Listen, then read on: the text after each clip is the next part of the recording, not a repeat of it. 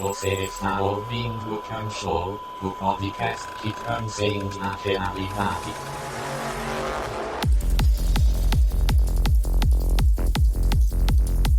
Alô, Cancãs! Vindo diretamente da sua fibra ótica, termina a 9ª temporada do Canshow de Serial Experiments Lain. E direto da sua caixa de spam temos aí os nossos convidados Lud e Miyuki para uma última apresentação nesta temporada. E aí, pessoal, eu sou o Lud, sou psicólogo, psicanalista, produzo de vez em quando dá na telha, conteúdo pra internet, né? Que então no último episódio já tá na obrigação de vocês pelo menos me conhecer. Mas dito isso, queria reservar aqui esse espaço para agradecer os meninos, né, pela participação nessa temporada. E, enfim, dizer que, até agora foi uma viagem muito louca, muito interessante, pra dizer o mínimo. Toda a experiência que foi fazer a análise desse anime até agora, analisar desde os aspectos narrativos até os aspectos que eu gosto, a parte psicológica, psicanalítica da coisa, foi muito louco. Acho que se não tivesse sido pelo Canshow, talvez eu não tivesse visto Lain, sendo bem sincero aqui, tá? Então é isso, guys. Muito obrigado pela oportunidade, muito obrigado pelo convite. Aí... Oi, gente, aqui é a Miu. Última vez que a gente vai ser posto pra dançar aqui.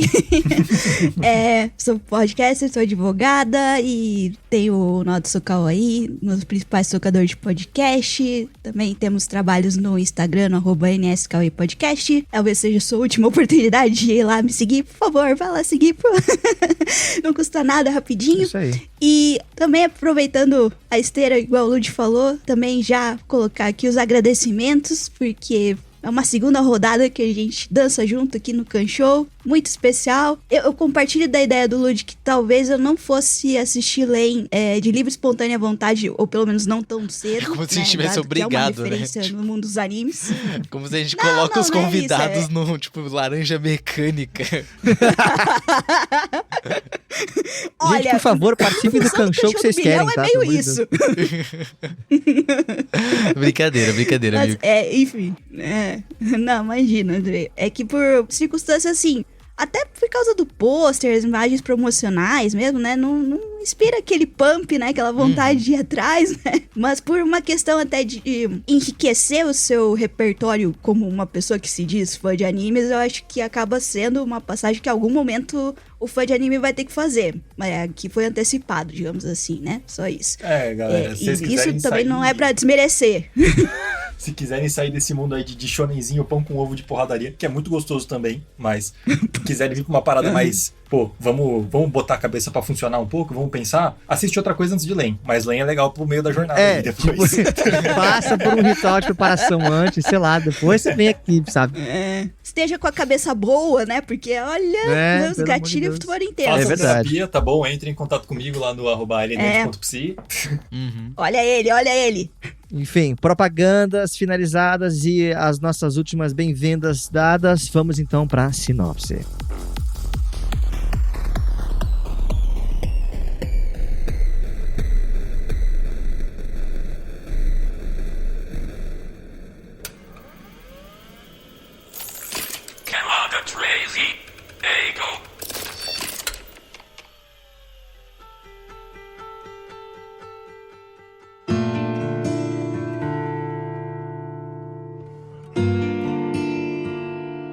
Nexus, drogas e computadores. Finalmente Lain chega ao fim, um tanto quanto literalmente. Aqui vemos como é a vida de todos sem a existência de alguém que no fim só serviu como ponte entre duas realidades. Afinal, as informações só funcionam quando estão em movimento.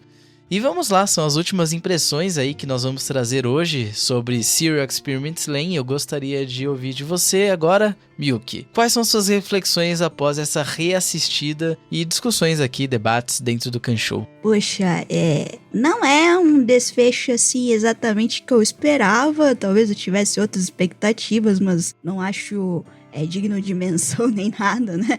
Foi um desfecho que, digamos, não deixa um sabor de satisfação, né? Digamos, a gente fica meio que, como espectador, meio que na torcida, assim, pra Lain ter um final feliz, apesar de tudo, né? Aproveitou pra resetar o mundo mesmo, né? Então, pudesse ser feliz já no ato, mas foi de uma maneira, do jeitinho Lain de ser, foi satisfatório pra ela, então tá bom, né? Enfim. Desse episódio, assim, que eu extraio de primeiras impressões, que eu fiquei, assim, meio bugada, né? É justamente essa decisão, né? Vou resetar as coisas pra, digamos, corrigir erros que eu realizei. Uma coisa que nem todos os humanos têm privilégio de fazer, né? Na vida, resetar tudo e simplesmente reescrever toda a história, né? Mas não acho justo. Acho que como espectador fiquei com inveja. Mas, enfim. Basicamente isso, mano. Todo mundo tem que resolver os seus BOs, até como o Fê falou em outros episódios, né? E aí ela simplesmente sai de cena e o mundo é bem melhor sem mim. E isso é um pensamento muito ruim, na verdade. Eu fiquei meio... Isso aqui é responsável de se colocar numa série de TV, gente? Dizer que uma pessoa pode simplesmente sair do mundo e todo mundo vai ficar mais feliz sem ela no jogo? Não sei, fiquei meio contrariada nesse sentido, meio uma sensação frustrada. Não sei o que vocês acham até esse ponto de resetar. Cara, na real, eu escrevi alguns parágrafos sobre esse episódio. Eu fiquei pensando, fiquei refletindo, porque eu acho que esse episódio, ele funciona muito bem como uma síntese, assim, de toda a temporada. Né? Da gente ver de toda a jornada da Len junto com a Alice, e a gente vê a Len se desenvolvendo. É muito louco, né? É muito louco, porque a gente vai passando por todos aqueles momentos, então, da Len, a gente questionando quem que é a Len de verdade, quem que é a Len de mentira, e a Len, ela traz essa discussão no começo do episódio, né? No monólogo dela. É muito foda, porque eu tava lendo algumas discussões pra, enfim, pensar um pouco sobre o debate, e aí eu vi um cara comentando, acho que foi no Reddit, sobre uma certa metáfora pra Len como Deus. E o que seria mais assustador? Você ter a certeza de que Deus não existe ou você ter Deus estudando na sala de aula do seu lado? É muito louco, né? É muito louco porque eu não concordo 100% com essa metáfora, mas tem um quê de uma onipotência no que a Len vai descobrindo o que ela pode fazer. E qual que é o debate que vai girando em torno disso? Né? E eu vou puxar aqui um gancho, porque o nome desse episódio é Ego, e eu achei muito legal a temporada terminar com um episódio chamado Ego, e eu vou abrir aqui parênteses para psicanálise. O ego, ele é o nosso eu, ele é o núcleo da nossa personalidade, o núcleo de quem nós somos. E o que a gente vai acompanhando ao longo do anime é a constituição da personalidade da Len, né? Nesse momento de adolescência, nesse momento que a gente vê uma menina que na real é um experimento de laboratório, sendo colocada em uma família, sendo colocada no mundo real e aprendendo a ser quem ela é, né? Aprendendo a se comportar diante de uma sociedade, diante de um mundo que por vezes é muito afetuoso, por vezes é muito agressivo, né? E as consequências das ações dela frente ao mundo. Enfim, a gente vai vendo que vai tendo toda uma questão com relação a isso, que a gente pensa nessa relação, né, muito uma faca de dois gumes, sabe? O mundo machuca a gente, mas a gente também machuca o mundo de volta. Como às vezes a gente não quer reconhecer a nossa capacidade de machucar o mundo no sentido de machucar as coisas que a gente ama. E a Len, ela vai caindo muito nessa pira.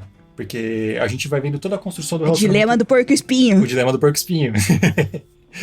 E a gente vai vendo toda a construção do relacionamento dela com a Alice, ela com o pai, mesmo que seja um pai meio lelé, né? Ainda é um pai que ela ama, ainda é um pai que ela gosta.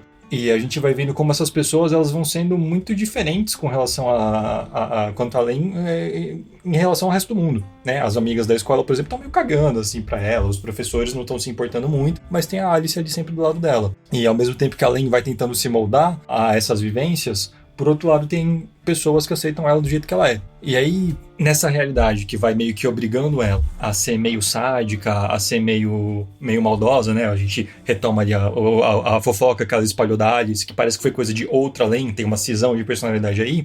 Por outro lado, a gente tem um momento que a Len reconhece, porra, eu fiz isso e eu tenho que consertar. Acho que quando a Len, ela chega finalmente nessa conclusão de que, caraca, eu sou capaz de machucar muita gente, né, com esses poderes que eu tenho, enfim, né, por ser quem eu sou, aí é que ela chega nessa conclusão muito triste que a Miu trouxe, né, de acho que o mundo é um lugar melhor sem mim, então eu vou me isolar. E aí ela, essa metáfora pro suicídio, mas que é aquela coisa dela tá na Wired, e a Wired como uma outra dimensão, um outro reino, onde ela então pode finalmente ficar sozinha. Mas aí tem uma coisa que é muito interessante também, que de novo é uma coisa muito, muito ambígua, porque ao mesmo tempo que o mundo é um lugar melhor sem ela, então ela se retira do mundo, além a consciência da Len aí no anime, ela vai para um mundo onde ela tá sozinha, sem ninguém. Então, do mesmo jeito que ela não pode machucar ninguém, ninguém pode machucar ela. Ela tá completamente protegida, ela tá completamente isolada. Só que, aí eu achei que tem uma sacada muito legal no fim do anime, que me parece um pouco a interpretação que eu tenho, além ela meio que se toca que não dá pra viver isolada dentro de uma caixinha.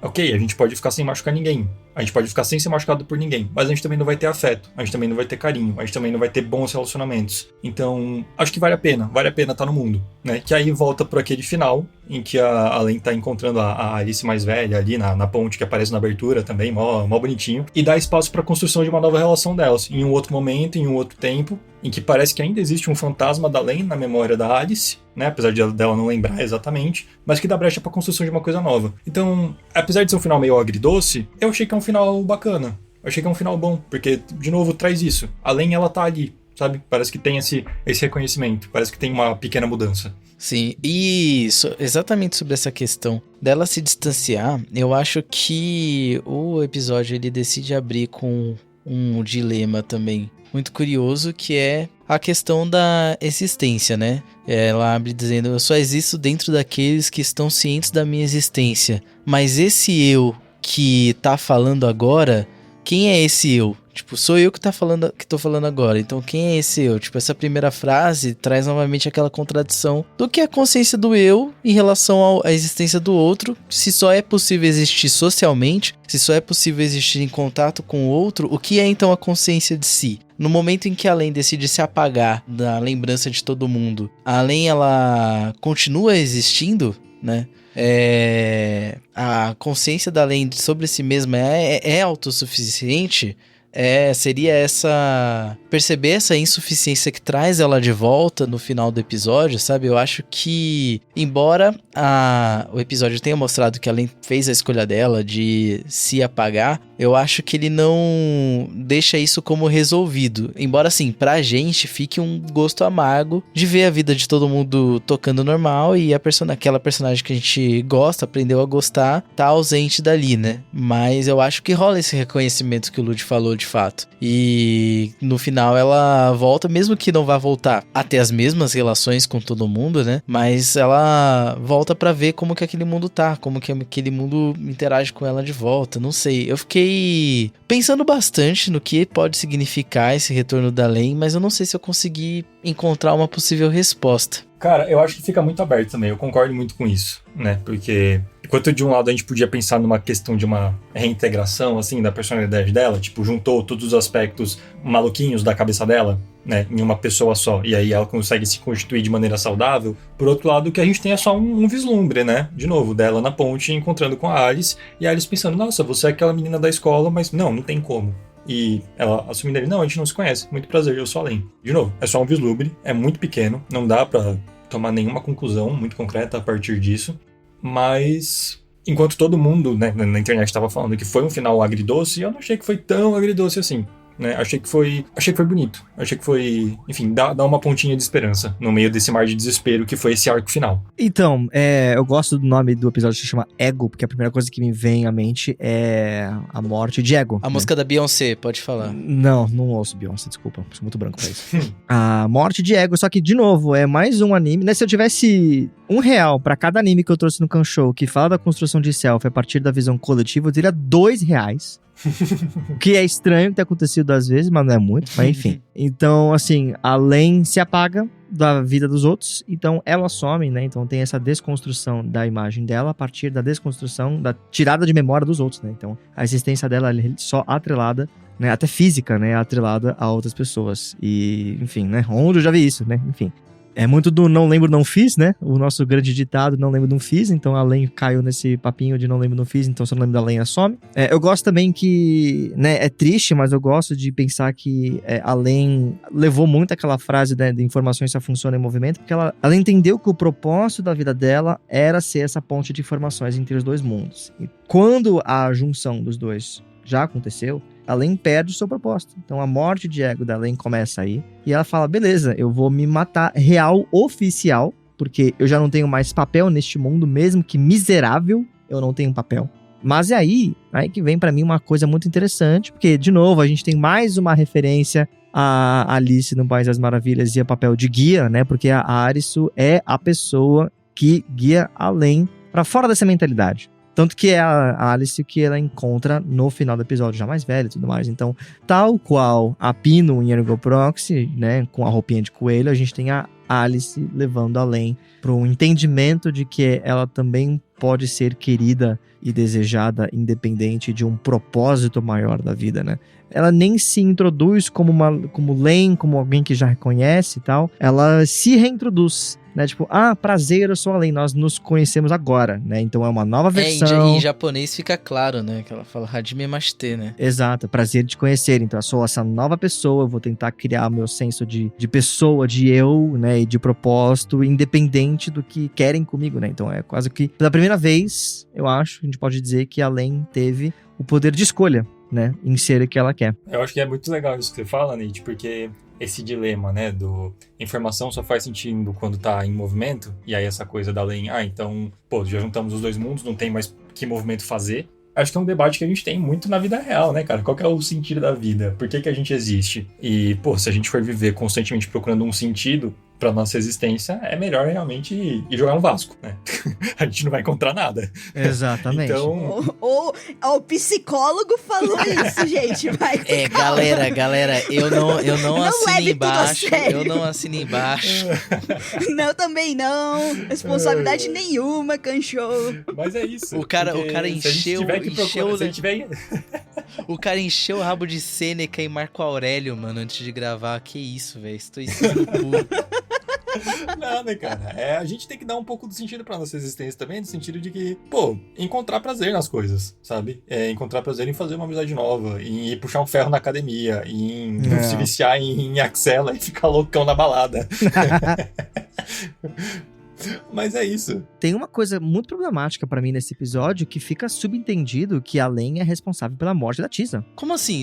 Eu não entendi, eu sou burro. Se a Len se apaga de todos os acontecimentos e a Tisa permanece Volta? viva, então eu assumo que a morte da Tisa tenha sido pelo menos incentivada pela lenda Wired, o que é bizarro. Porque ela fala de lá tem Deus. Ela fala que lá tem Deus, ela quer ir atrás de Deus. A gente sabe que Deus era o Eire, né? E a gente sabe que o Eire construiu... Mas o Eire já tava, né? Então, o Eire já tava, só que ele usa uma figura da Len Eire, pra né? fazer a manipulação que ele faz, sabe? Então, assim... Tá Mas certo. é isso, até o Eire volta. Exatamente. Acho que a gente vai vendo que além, se ela deixa de existir como um todo, os planos do Eire, inclusive, vão pro escambau, né? Não acontece. Eles só viram um salaryman todo fudido, coitado. Tipo, aquele é o castigo dele, então. É o Sísifo.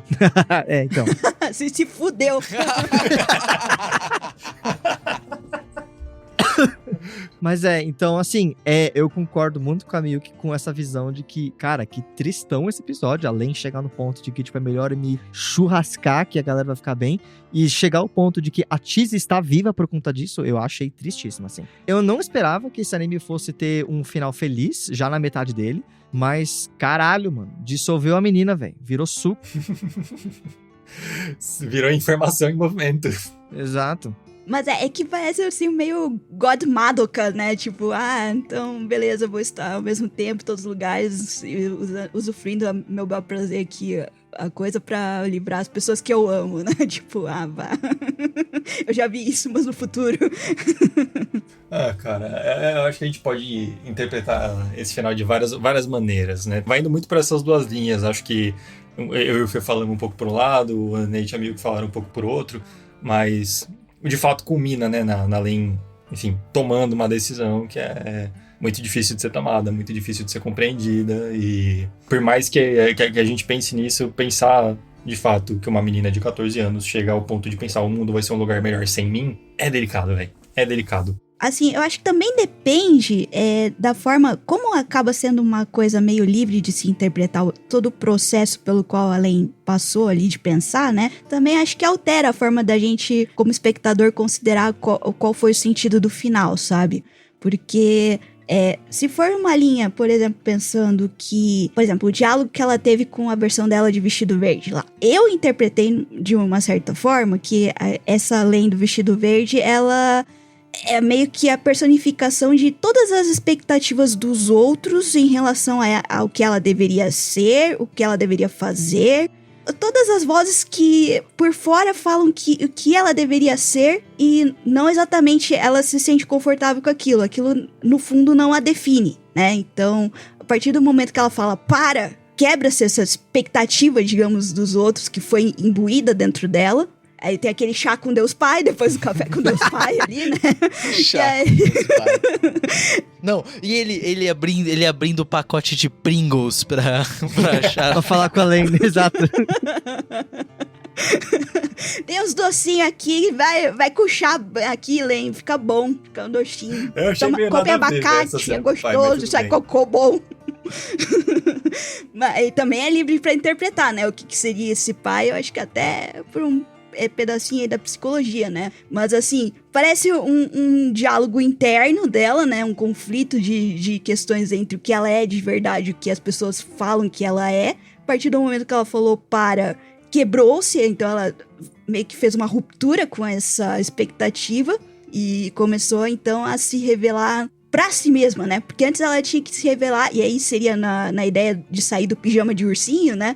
Se revelar para o mundo, né? E agora eu acho que ela tava se revelando pra si mesma, nesse sim. sentido, né? E eu não sei, pra mim, esse Reddit é muito engraçado, né? Eu acho que concentra estadunidenses naquele lugar. Demais. Porque pra eles é muito palpável a ideia da teoria de alienígena, né? Falou de alienígena, a teoria toda foi pra alienígena. E fala que o pai é o alienígena também. Deus E do que a céu. Ward é um sistema alienígena.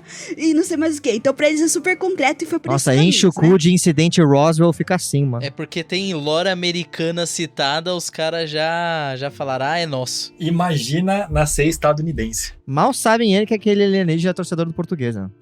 É verdade. Exatamente. Olha só que tragédia. Previu o futuro. Era uma desgraça pra acontecer contigo. Mas enfim. foi de lei. Foi de lei, cara. Eu começo a suspeitar que a Miyuki secretamente torce pro português e tá desabafando aqui, né? Pelo amor de Deus, você me odeia, Fê. Pelo amor de Deus. Isso é o que o torcedor portuguesa diria, né? E de outra, uma pessoa de Curitiba torcendo pro português. Né? A pessoa Nossa, gosta olha de só que sofrer. desgraça. Que pacote completo.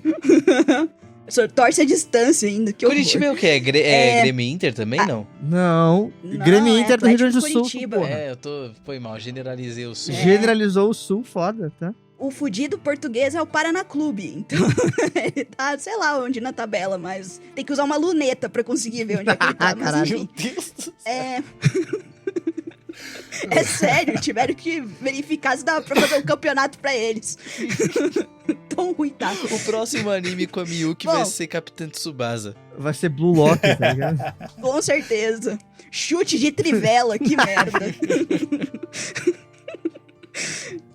Mas enfim, voltando. A segunda teoria eu acho que do Paetê não. Paetê não, vamos lá, já com Deus Pai.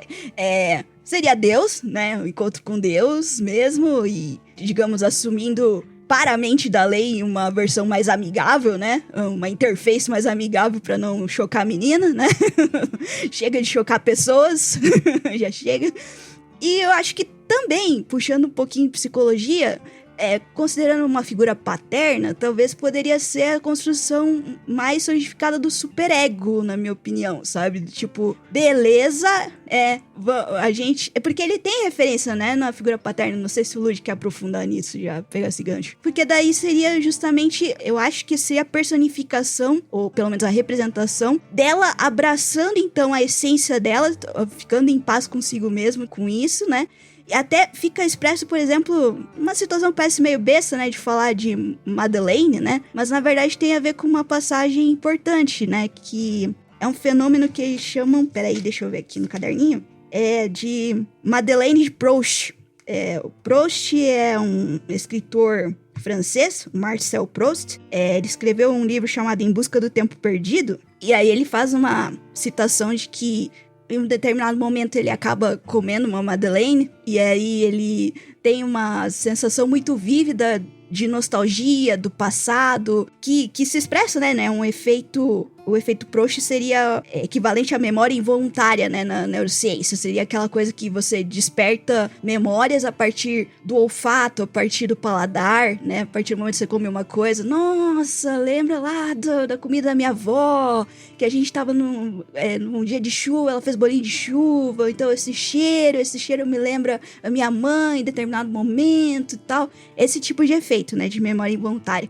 E por que faz essa menção, né? A meu ver, parece uma legitimação das sensações além, como ser humano, sabe? Como uma entidade que possui corpo, de novo, aquela questão do desejo, né? E que tem justamente esses receptores de sentidos e que abraça, de certa forma, essa questão das memórias dela, do que ela viveu, e que inclusive fica um contraste interessante com a cena, por exemplo, que foi aquele embate entre ela e o Masamieri quando eles se encontraram pela primeira vez em pessoa, porque daí, naquele momento, eles tiveram aquele diálogo e eles trocaram papéis.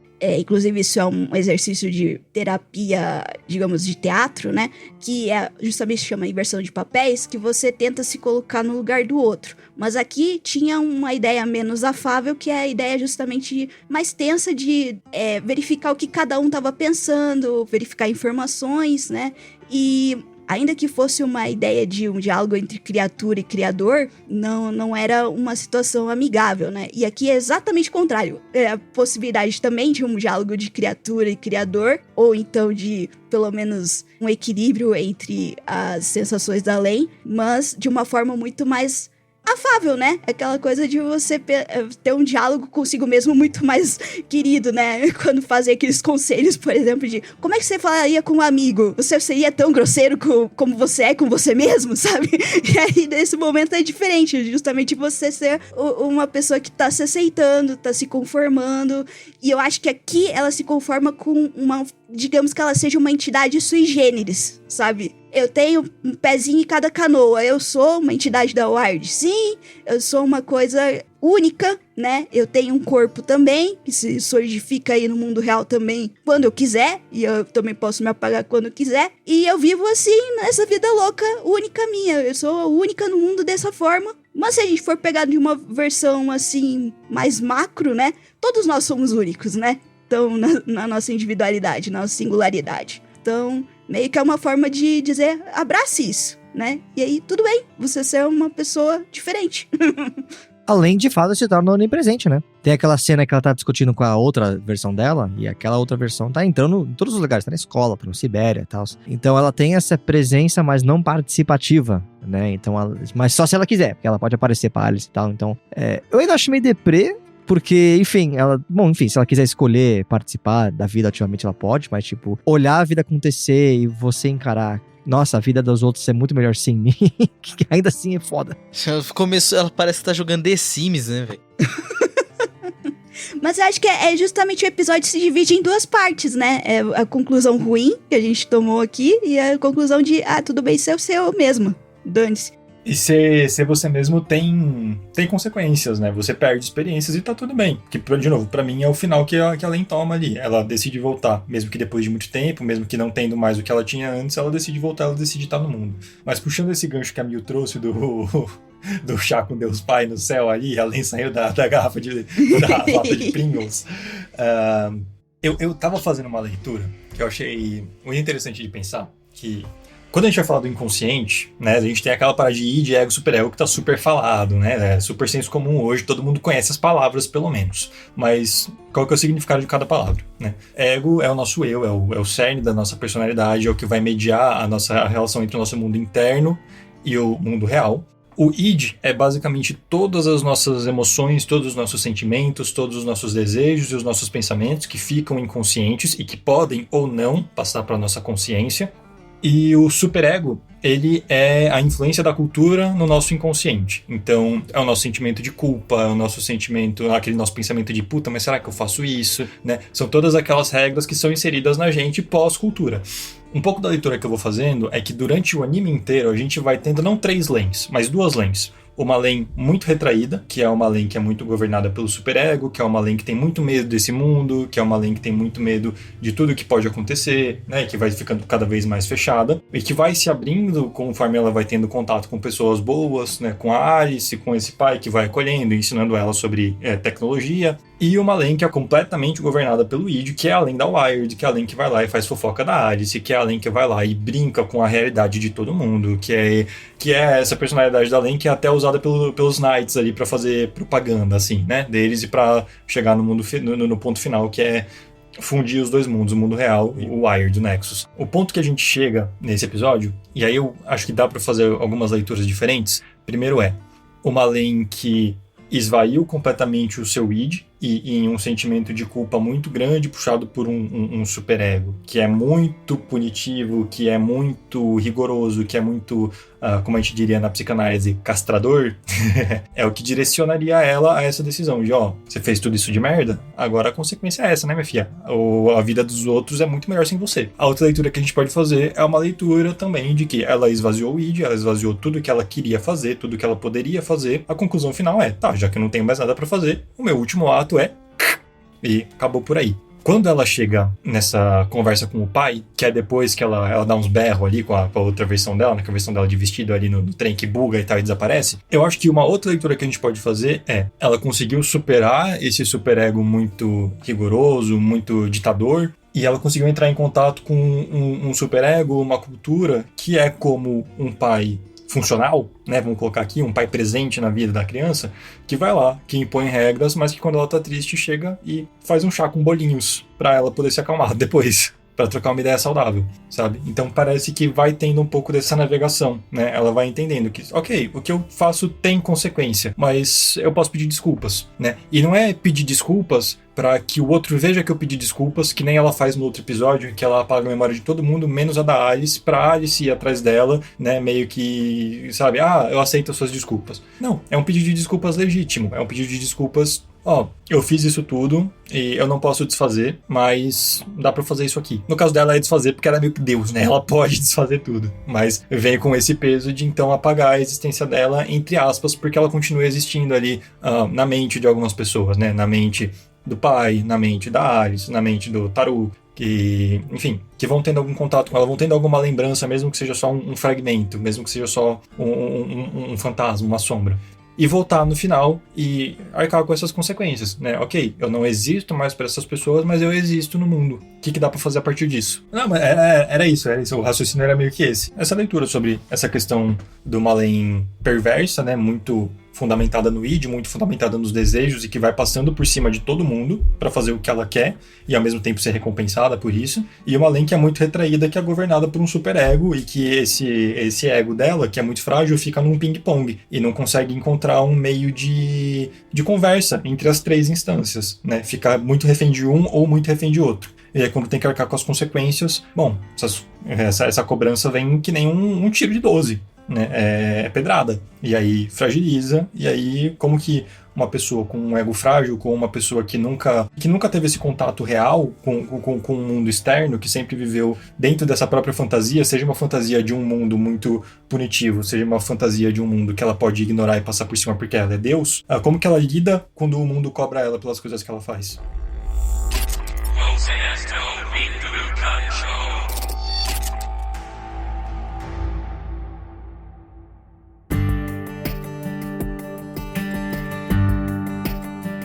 Eu quero, inclusive, ver se a gente consegue voltar naquele ponto da religião, que foi muito temático por uns episódios, que é, né, a gente viu muito a humanidade e a motivação da Wired usarem a questão do desejo como fator manipulador do comportamento humano, né? O sofrimento também é causado pelo desejo. O Felipe também trouxe a análise, né, a crítica da religião do Feuerbach, também colocando, né, não só na figura divina, mas no todo o resto, aquilo que não somos. Então, nessa busca de se tirar dos nossos desejos para a gente almejar uma coisa melhor de nós, isso causa sofrimento, né? A gente sabe que, pelo menos a filosofia que o anime adota, é que o desejo ele é também fundamental do sofrimento. E aí, como que Alen consegue parar de sofrer? É se tornando Deus, se tornando a própria figura divina, que pode controlar e que pode ter os seus próprios desejos, mas não é subserviente a uma questão divina superior. Então ela não tem um propósito, ela perder o seu propósito meio que foi perder as amarras do mundo material dela, né? Além quase de uma maneira budista, saiu da roda de Dharma, que a gente já falou até em outras temporadas, né? Ela saiu desse ciclo material de sofrimento e desejo, mas ela chegou num estado que é muito solitário, mas é solitário do nosso ponto de vista, porque agora além ela tem acesso às memórias do passado, presente e futuro, de todas as realidades que ela existe ou não. E isso é uma realidade que a gente não compreende, que é uma realidade porque nós somos muito atrelados à nossa materialidade, aos nossos desejos. Eu acho que é difícil a gente pensar o que é viver uma sociedade, viver um mundo em que a gente não tenha vontade de algo e de não, inclusive, usar isso como um fator que move as nossas vidas, sabe? Então, além transcendeu de uma forma que é além além, né? Do que a gente conhece do mundo humano, assim. É só, enfim, bizarro pensar nisso, que ela chegou no estado que é até, em termos de animação, até curioso de representar, né? Duas figuras, sabe? Uma meio etérea, meio transparente, como se ela não estivesse ali mesmo, né? Então eles tiveram que desenhar, basicamente, dois mundos. Aquela cúpula que é, tipo, do centro da cidade, sabe? No vazio. Porque quando você sai da realidade material, pra onde você vai? O que tem ali, né? Então, além tem só aquele pequeno umbral, aquele espaço microscópico, aquele microcosmo que ela conhece como uma representação do que ela lembra que é, mas não é uma representação que ela pode manifestar desejos. O mundo, ele é incompleto, sabe? Mas, enfim, só pirando aqui, mas é isso. Não, faz sentido. É uma iluminação, né? Até encontrar mais uma interpretação. Encontrar ali o chá com Deus Pai, ela alcançou o Nirvana, então. isso é mesmo. Eu gosto de pensar também, cara, que como... Assim, acho que eu fui construindo essa narrativa com vocês também, dessa questão das psicoses, essa parada do inconsciente a céu aberto, essa parada das alucinações, né? Esses delírios da Len, acho que a gente pode colocar isso como um momento de delírio também, como um momento de alucinação, em que ela, enfim, ela encontra ali uma sensação de alívio, né? Quando ela volta para essa figura do pai.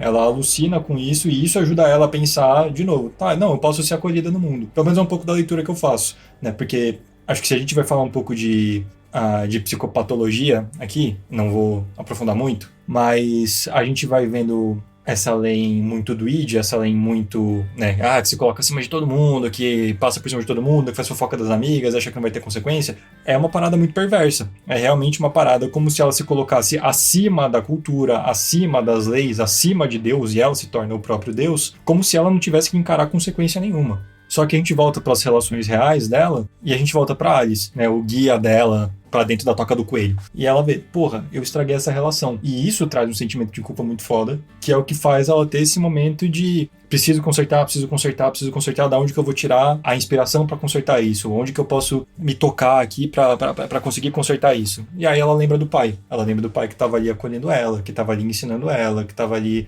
dizendo que amava ela, independente de tudo, independente da família ter sido colocada só pra dar continuidade ao experimento, que ele realmente se importava com ela, né? Foi o diálogo que eles tiveram no outro episódio. Eu gosto de pensar um pouco por esse lado também. Acho que a gente pode, lógico, trazer essa interpretação do budismo, da religião, porque conversa com a realidade do anime, né? Da produção, mas acho que tem vários fios pra gente puxar, né, cara? Acho que tem uma frase da Len que ilustra muito isso, que ela fala que as lembranças, elas não precisam ser só do passado, elas podem ser de agora e até do amanhã também. Acho que a gente pode falar assim, enquanto uma frase que ilustra essa transcendência, mas a gente pode falar de uma frase também que traz um quê de esperança. Sim, o amanhã, ele pode trazer lembranças, quando o amanhã se tornar um ontem, mas o amanhã, se a gente viveu o amanhã, se a gente viveu agora, né, como a gente viveu ontem, se a gente se der essa oportunidade de encontrar sentido nas coisas que ainda estão por vir, elas podem se tornar lembranças, elas podem trazer coisas boas. Na verdade, eu tenho curiosidades que estragam totalmente. Por favor, vamos, foda-se.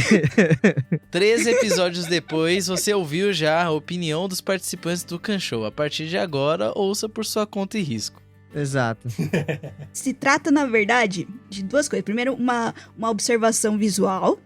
E a segunda seria em relação aos nomes, porque geralmente nós que somos já raposa velha de anime, nós sabemos que na maioria das vezes nomes são colocados com intencionalidade, né? E às vezes eles estragam o jogo porque já entrega um monte de coisa, né? Então, eu queria falar que o nome da Len já estraga tudo, meio da Alice olhando em perspectiva também estraga tudo.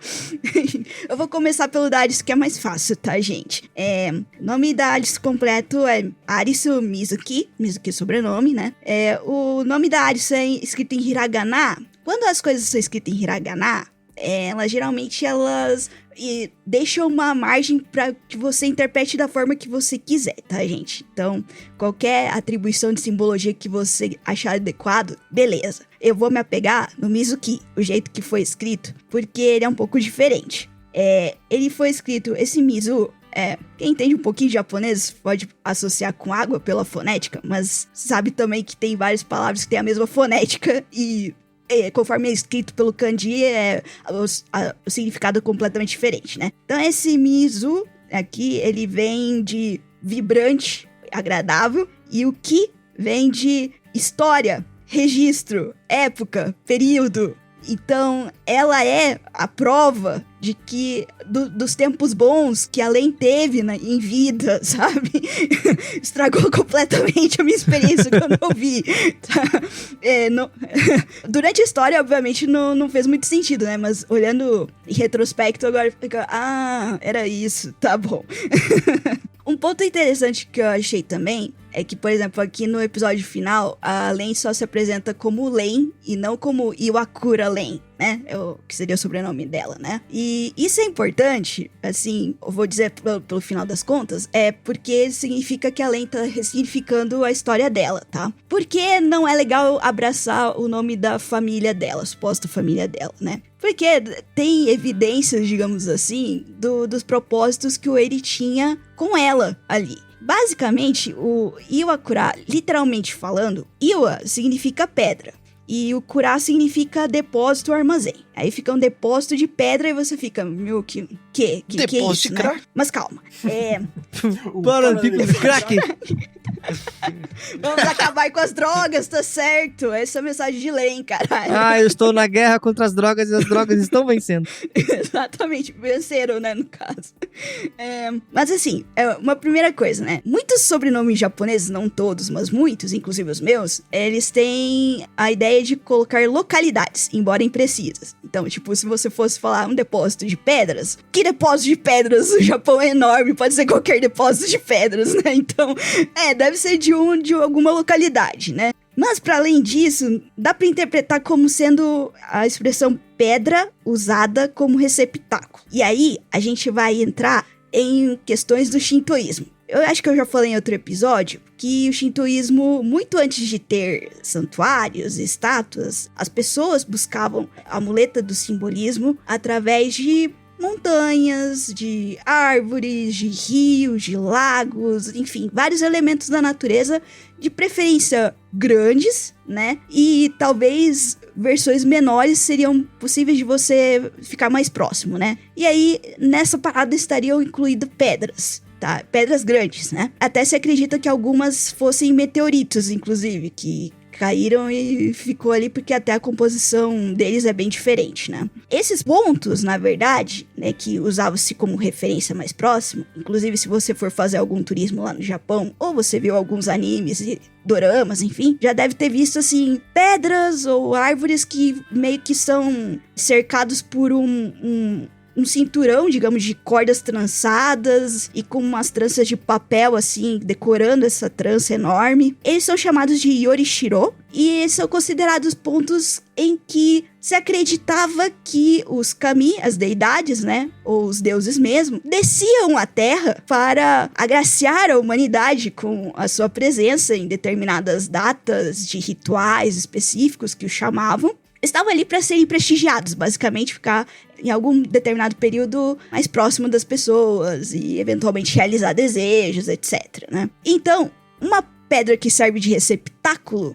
para um deus seria chamada de Iwakura. Então, aquele lugar, e talvez além mesmo, seria, digamos, para os planos do Masami Eri, para ser um receptáculo dele, né? Talvez estivesse fermentando aí para que ele assumisse o corpo dela, enfim, ou a entidade dela em si. Então, por isso que estraga um pouco a surpresa da coisa. E eu não trouxe antes e tava tentando entender o timing que eu ia trazer essa informação, porque estraga um monte de coisa. E aí tem o nome da Len em si, né? Tem a versão em inglês, acho que o Nate talvez seja mais, digamos, apto pra falar isso, mas eu pesquisei um pouquinho só, né? Na versão em inglês ele tem como é que pode dizer? Ele é um verbo, né? Ele é um verbo que foi conjugado, né? Que é o de estar deitado, né? Ou melhor, de colocar e deitar.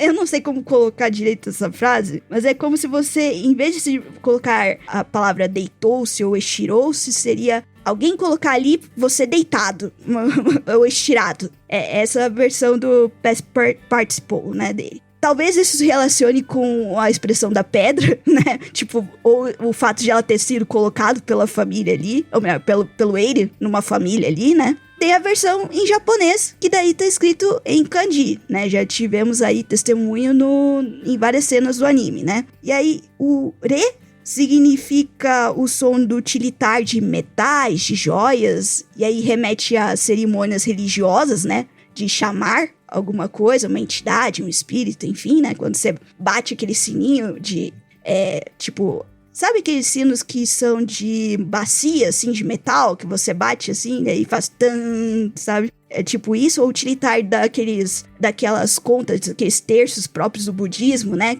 Tem várias continhas ali. E o in, de Ren, seria literalmente o kanji de som.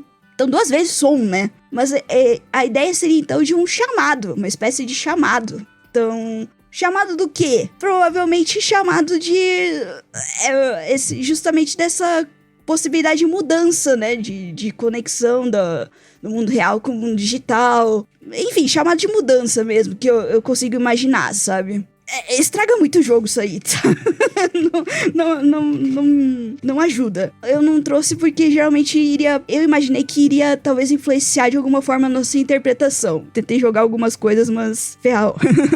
Achei interessante esse do nome da Len, o Mil, porque eu fiquei pensando agora também, né, se a gente pensa na questão do Iwakura como a pedra, que seria o receptáculo, né, pro Kami, que aí no caso a Len seria um receptáculo pro Eiri, e a gente pega o nome do episódio que é Ego, e a gente vai falando sobre toda essa constituição do ego da Len, a gente pensa então que a partir do momento que a Len, ela constitui um ego, um eu, uma identidade própria, ela não tem mais como ser um receptáculo. O Iwakura se perde, né, o sentido da pedra se perde. E o sentido da vida dela se perde também. Então, o que resta pra ela se não ressignificar isso, né? Então, ela se torna além o chamado do quê? Né? Antes era o chamado para aquele Deus em específico se apossar do que ele estava construindo enquanto corpo dela. Depois disso, não mais. Então cabe a ela construir uma identidade própria, cabe a ela ressignificar, cabe a ela arranjar uma nova família, entre muitas aspas, né? Arranjar um novo significado para complementar quem ela é. Ou não, né? Construir uma coisa nova. Às vezes a gente não precisa de complemento. Ela se coloca, né? Ela é Lane no novo mundo, né? A sua descrição do verbo em inglês tá corretíssima, tá? É um verbo... É a versão passiva de lay down, né? Então, tipo, alguém te colocou em algum lugar em vez de você só lay down, tipo, você por conta própria, né? Ativo vai contra o passivo. Lá ele 1000 vezes. Então, é além se colocando nesse mundo novo, né? Ela mantém o nome, então ela tem esse gongo do som do utilitar, mas agora é por conta própria, né? Então, enfim, é um chamado pra viver novamente. Eu acho que ela, tipo, não desistiu. Isso que eu acho legal no final. Ela não desistiu. É um nome que antes era muito carregado de uma passividade, né? As coisas eram decididas Sim, por ela, exatamente. até no nome, né? E aí ela transforma a história dela totalmente abdicando disso. E a segunda coisa, visualmente, né? Aí eu vou ter que botar desculpa, vai estar quase 2 horas de gravação. Não, o episódio mas eu final é tenho que sempre falar assim, a respeito. Porque acho que a gente já percebeu como tem tanto preenchimento dos episódios com cenas paradas, cenas vazias, ou com uma percepção assim de imensidão e a pessoa ser pequenininha, né? E eu acabei, em retrospecto, lembrando de um conceito muito próprio também do Japão. Vocês já ouviram falar do conceito de mar? Lá o vazio, né, Não, isso é um mudo... Não, o mar vazio, porque eu lembro do mudo, eu lembro do mudo Death Note, que é outra coisa. O Miyazaki trabalha bastante com isso, né? No Estúdio Ghibli, por exemplo. Ah, olha só, legal. Isso, exatamente. Pegando até uma questão... Primeiro, uma coisa importante, né? E não quer dizer que o mar, como conceito, ele seja uma coisa exatamente própria do Japão. Outras pessoas, enfim, outras culturas podem ter trabalhado isso, e inclusive até em criações contemporâneas de arte visual, música, entre outros aspectos, de uma forma até inconsciente, né? Mas talvez a cultura japonesa seja uma das poucas que tenha consolidado em um conceito próprio essa situação, tá? Talvez vocês, ouvindo o conceito, meio que eu consiga observar em outras manifestações de arte, cultura, etc. O mar, literalmente, ele é composto por um kanji composto por 2 partículas, a partícula de porta e partícula de sol. A ideia desse pictograma é a ideia da luz saindo da porta, tá? E a ideia, o que é quando você traz o conceito? É a ideia de espaço negativo. Seria, até puxando um conceito do budismo de forma é vazio e vazio é forma. Eu vou até tomar liberdade de ler uma coisa que eu achei interessante de descrição que encontrei, que é o seguinte. abre aspas. Ma é o tempo e o espaço que a vida precisa para respirar, para sentir e se conectar. Se não temos tempo ou se nosso espaço é limitado, não conseguimos crescer. É o espaço que permite as demais coisas de serem e se desenvolverem. O Ma, ele é repleto de possibilidades. Ele se revela no silêncio em oposição ao som, no estático em oposição ao movimento. É a pausa momentânea na fala, necessária para transmitir a mensagem. O silêncio entre as notas que formam a música. Nessa parada, livre do barulho, nos conectamos a um nível espiritual, né? E aí o Miyazaki, ele também tem uma frase célebre que fala sobre isso, né? Ele tava numa entrevista, aí ele começa a bater palmas assim, né?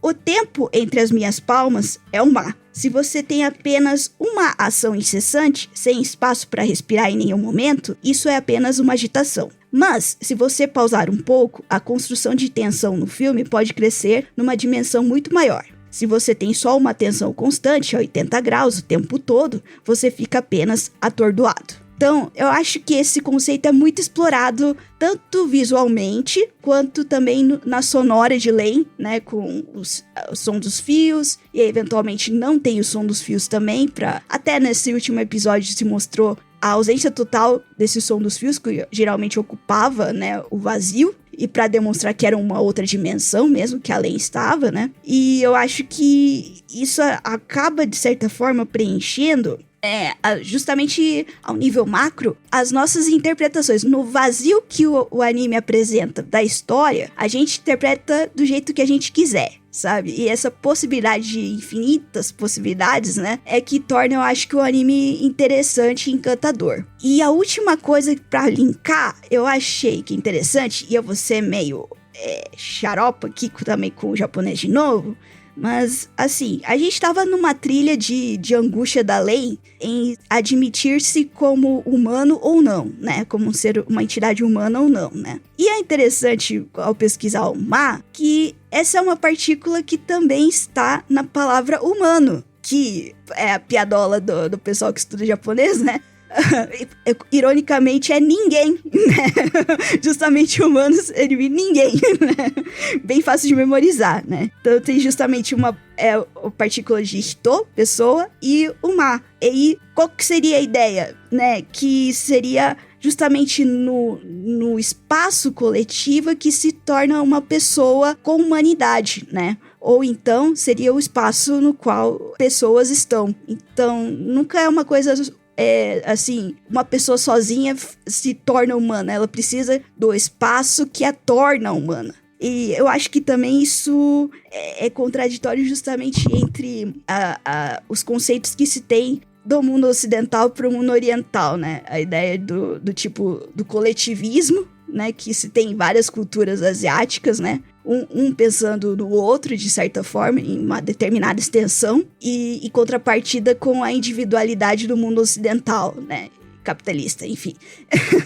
Eu achei um pouquinho interessante. E além poderia ser também esse espaço de inúmeras possibilidades para se desenvolver, inclusive de indefinição, e nessa indefinição se encontrar também, né? Obrigado pelo meu TED Talk aí. Não, acho que total, cara, pô, muito faz bom. muito sentido. E acho que é justamente esse espaço que Len oferece que, assim, fez a gente trazer tanta coisa pra dentro, sabe? Porque, afinal de contas, se fosse tudo muito preto no branco, se fosse tudo muito bem definido, não sobraria espaço pra pensar e a gente fazer essa reflexão e também tanto descobrir junto com a Len sobre ela, mas também descobrir da gente mesmo nesse processo, sabe? O Kanshou, ele se propõe a fazer uma parada que é meio que na contracorrente do que é até mesmo a produção de animes hoje em dia. Dessa questão de muito anime por temporada, assiste próximo.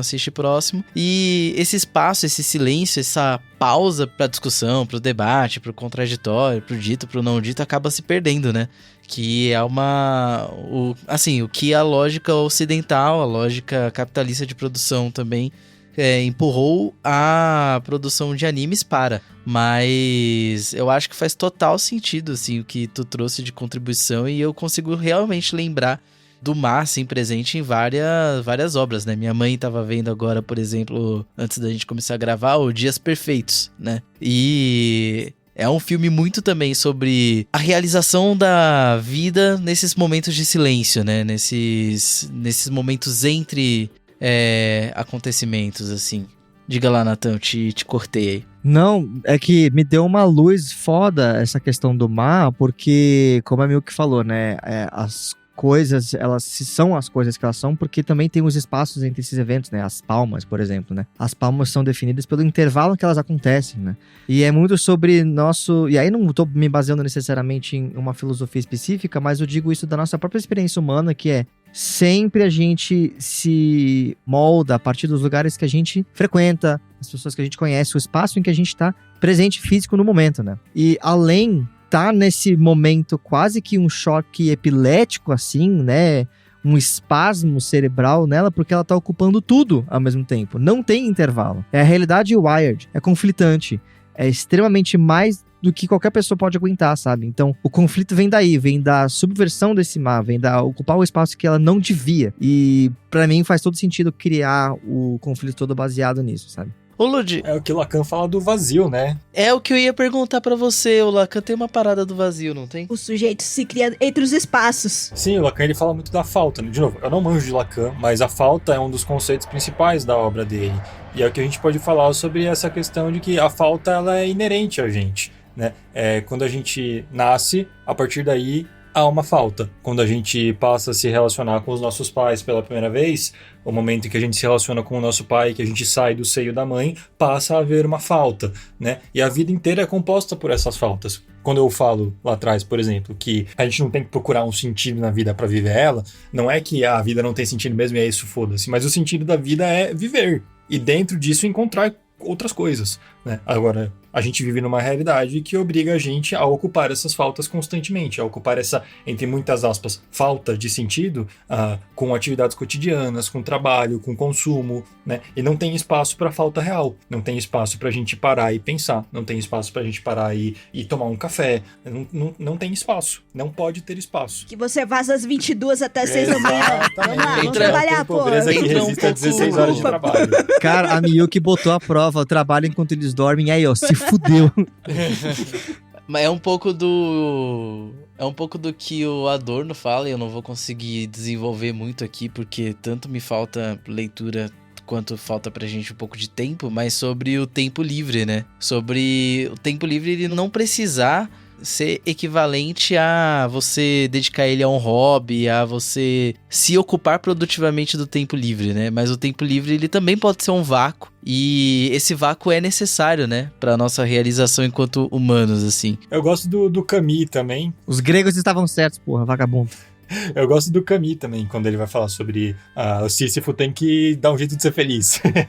É foda ser feliz empurrando uma pedra morro acima, mas é no sentido de encontrar um sentido próprio para isso que o mundo te impõe também, né?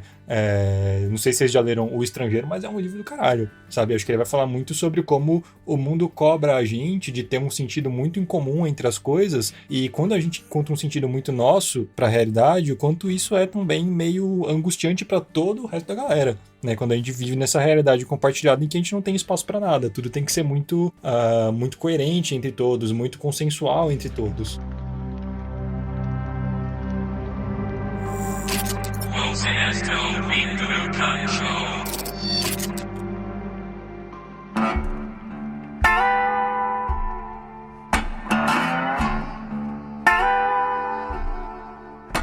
Bom, então, gente, acho que essa nossa discussão final foi muito produtiva. A gente teve muito a destrinchar da filosofia do anime, mas enfim, eu acho que como consumimos uma obra, seria interessante vocês darem um aval final de tipo, pô, sei lá, que nota vocês dão pra além? O que vocês acharam do anime como, sabe, uma obra também de audiovisual, sabe? Uma questão assim, como nossas considerações finais, e a gente pode, enfim, dar o nosso adeus à temporada que foi muito cabeça. Eu tenho certeza que tem muito a ser discutido ainda. Todos que ouviram até agora são convidados a mandar mensagem pra gente, manda e-mail, escreve nos comentários do Spotify, a gente pode dar uma olhada também. Mas é isso. Lud, Milk, por favor, quero a opinião de vocês. Bom, eu acho que a minha nota pra além seria em função de eu ter criado algumas expectativas, mas talvez esse coisa que a gente falou do sabor agridoce da coisa, eu acho que um 8 tá merecendo um 8, tá bom ali no My Anime List da minha vida. Eu acho que, apesar de ser um anime curto, ele conseguiu trabalhar várias coisas, né? E justamente aproveitando-se do que estávamos falando anteriormente, de espaços, né? De oportunidade de, acho que da época, né? De não precisar ocupar todas as lacunas e responder todas as perguntas levantadas, talvez só as essenciais, basicamente, mas ainda os detalhes nós podemos preencher da forma que a gente quiser, né? E essa liberdade eu acho que tá um pouco ausente ultimamente e talvez seja a questão dos tempos, né? Talvez esse tipo de anime tenha esse tipo de consideração de ser uma obra fruto do seu tempo, digamos, desembarcando em 2025, não seria muito bem apreciada como uma obra moderna. Então, a princípio, eu acho que foi uma experiência muito interessante. Com certeza, muito mais rica trabalhando com vocês aqui junto, as ideias, trocando várias colocações, vários pontos de vista. Em função, assim, eu não tenho nem o pudor em falar que eu sou muito fã da proposta do Kanshou e de vocês, meninos. Eu vou bajular sim, meu espaço, minhas regras. Mas, esses meninos são fabulosos, gente. São exatamente do jeito que eles são aqui na gravação, tá? Não é porque eu ganhei o Kanshou do bilhão, eu só tô falando. Mas eles me odeiam na vida real que nem eles me odeiam no programa, gente. Nossa, é Mil que já me viu pessoalmente 2 vezes. Tipo, se fosse pra me odiar, já tinha odiado faz tempo. Não, nem a pau. O Elite tem bônus, assim, na minha vida. Vários pontinhos, assim. No Kanshou do bilhão da minha vida tem vários. Mas enfim, assim, a proposta do Kanshou, ela é justamente, igual o Fê falou, ela é justamente contra essa maré de cada temporada vir um monte de anime que você não consegue processar pensamentos críticos a respeito. E justamente o Kanshou vai lá te dar uma pausa, te convida a pensar episódio a episódio com calma, uma semana ainda fermentando junto até o próximo episódio surgir, alugando o triplex na sua cabeça, né? E aí, ao mesmo tempo, é muito legal, assim, eu não sei se eu vou ser convidado outra vez, então eu falo agora, né? Que o Kanshou, ele tem uma proposta que pra mim é nostálgica, assim, do tipo, no meu tempo, quando a gente era criança lá em Barbacena, a gente via TV Globinho, né? Sim. Então tinha que seguir a ordem da chegada dos episódios conforme a TV Globinho mostrava pra você, né? E era o papo da escola depois, né? Você assistiu o episódio, o que você achou, né? E aí era o intervalo inteiro falando sobre isso e até o dia seguinte, né? Então, pra mim, a proposta do Kanshou tem uma situação meio parecida e eu fico muito feliz porque acaba sendo uma desculpa ou uma oportunidade de você justamente fazer essa prática de reunir uma galera pra digamos, ver ao mesmo tempo, no mesmo ritmo e trocar mais ideias. Imagino que na comunidade também haja esse espaço, né? Uma extensão ainda, né? Então eu acho maravilhoso. Eu sou muito fã mesmo, não tenho nenhum pudor de falar isso. Então parabéns, meninos. E tô muito grata pela oportunidade de vocês terem se lembrado de mim e me chamado. Foi uma oportunidade maravilhosa também de encontrar o Lud. Eu espero que a gente continue se falando mesmo depois aqui do Kanshou. E é isso, fazendo gente. coraçãozinho de dorama aqui pra você, tá? Não, pô, vocês são amigos de infância, que isso. Ah, é verdade. É verdade. Vocês me deram essa Já. oportunidade de encontrar um amigo de infância. Enfim, é isso isso, aí. gente. Muito obrigado também pela paciência de me escutar. Não, que isso, Milk. Se dependesse da gente, você estaria em todas as temporadas, com certeza. E se, né, o universo permitisse Se também, dependesse porque da gente, o programa é literalmente de vocês. É verdade, Não, é como se dois. tivesse Forças maiores, patrocinador. Exato. Não, mas obrigado novamente. Acho que é uma coisa muito boa de se ouvir, especialmente da proposta do programa, que realmente, assim, com a enxurrada de coisa que a gente vê, formar um pensamento crítico é foda. E o Kanshou me mantém afiado, especialmente pra lidar com obras mais complexas. E Len, pra mim, foi um anime que tava na faixa que tá no My Anime List, né? Que é tipo um 7.008, assim. Eu entendo porque ele é um cult classic, basicamente, né? Como que ele caiu como uma obra, assim, quase que icônica do mundo dos animes, mas, assim, um pouco compreendida também, até porque acho que falta um pouco de espaços para se aprofundar essa discussão. E porque realmente aborda questões filosóficas muito fortes. Poxa, o Lud trouxe várias coisas que, mano, não fazia ideia, porque eu não sou psicanalista, caramba, 4. Então, assim, eu lembro de uma vez uma pessoa falando que a construção da filosofia, ela se dá através da própria conversa. Então, você seguir uma filosofia é muito menos produtivo do que você aplicá-la a uma conversa e você moldá-la e você reinterpretá-la, né? Porque o papel da filosofia, ele é isso. Ele é formador de pensamento. O Kanshou, pra mim, tem isso. Assim, obviamente que não diria que como uma produção intelectual, não diria nisso, mas assim, acho que serve de novo como um respiro, como você bem colocou. Tenho minhas críticas ao anime em questão de apresentar algumas coisas que ficaram meio sem respostas, mas tudo bem, eu acho que no fim a gente chegou onde a gente queria chegar com a conversa. Então, enfim, eu me dou muito satisfeito pela temporada, pelo anime. E óbvio que você é sempre convidado a voltar, vocês dois, óbvio, são sempre convidados a voltar. A gente sempre, enfim, a gente não teria chamado vocês dois se a gente não soubesse que a contribuição seria muito positiva. Então, eu que agradeço de verdade. Muito obrigado, gente. Nossa, o Lud foi uma aquisição maravilhosa, viu, Lud? Você tá de parabéns. Eu tô querendo o tio por aqui, ó. Não me elogia, eu odeio isso. Não sabe reagir, né, ô safado? Não sei reagir. Igual eu. Mas, minhas considerações sobre o anime, então. Eu vou assinar embaixo, é um 8 bem sólido, assim. É um anime muito bom.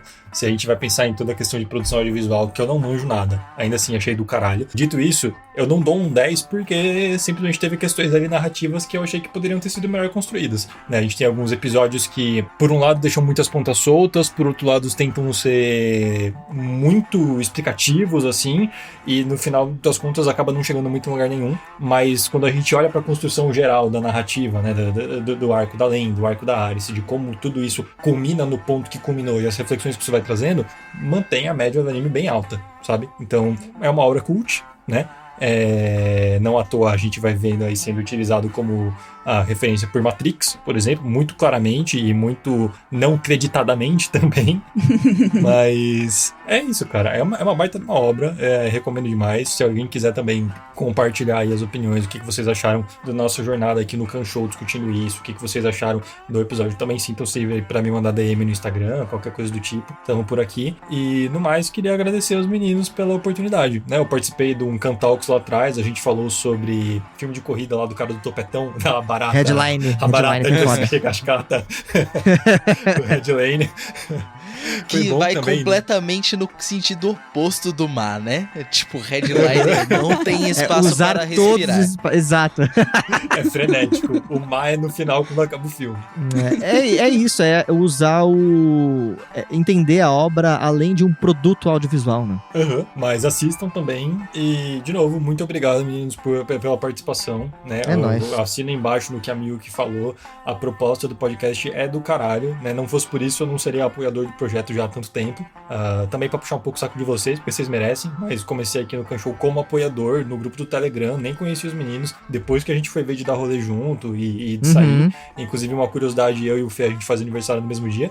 Mesmo dia, a gente tem a exata mesma idade. Exatamente. 19 de fevereiro de 98, nascimento dos dois. E é isso, gente. Muitas coincidências que me deixam muito feliz, né? Fico feliz de ter chegado até aqui. Fico feliz também por vocês reconhecerem meu trabalho. Pô, eu tenho questões aí, uma síndrome de impostor do caramba que bate de vez. Tem, né? Eu sou É muito bom fudido. estar aqui idiota. compartilhando minha opinião com vocês. Então é isso, meninos. Um É abraço isso. muito grande no coração de vocês. Pô, a gente agradece. Vou dar minhas considerações finais. Esse episódio e essa etapa final da nossa discussão sobre Len foi uma parada que me acompanhou muito nas últimas sessões de análise, assim, né? E eu tenho debatido Falando muito essa mal da questão gente.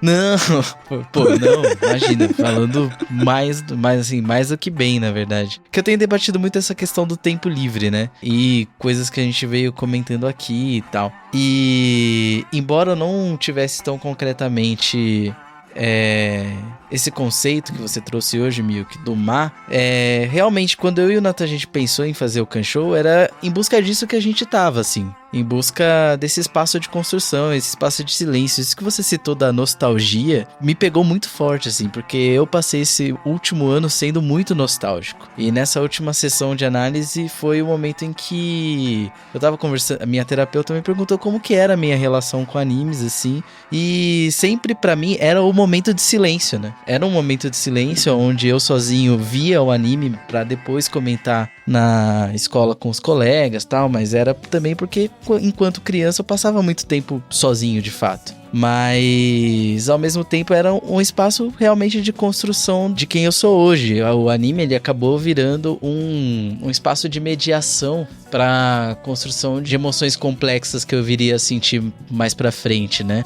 Até abrindo um pouco o coração aqui, era uma coisa que eu tava comentando com a minha terapeuta, que eu me sinto um pouco ridículo, porque eu não sou uma pessoa que chora, mas anime me faz chorar. Não é ridículo. Não! Mais choros, não, então, mais choros.